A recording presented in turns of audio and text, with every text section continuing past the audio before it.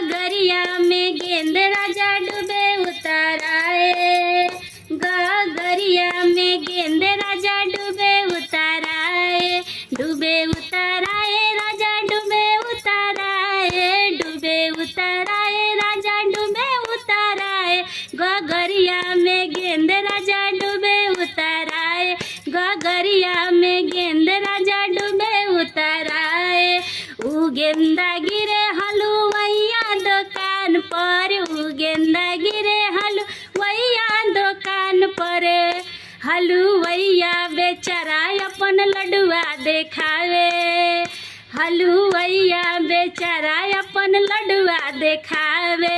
लडुआ देखावे बगल में छिपावे। लडुआ देखावे बगल में छिपावे। कनखिया कनखिया मार मार हमके बोलावे। कनखिया मार मार हमके बोलावे।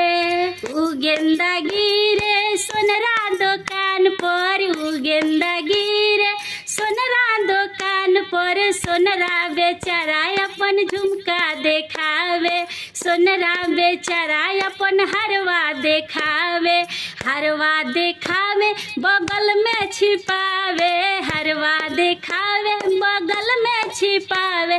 कनखिया कनखिया मार मार हमके बोलावे। कनखिया मार मार हमके बोलावे। ऊ गेंदा गिरे बाजजवा दुकान पर। ऊ गेंदा गिरे बाजजवा दुकान पर।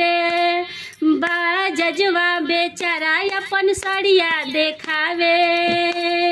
सड़िया देखावे बगल में छिपावे। सड़िया देखावे बगल में छिपावे। कनखिया कनखिया मार मार हमके बोलावे। कनखिया मार मार हमके बोलावे।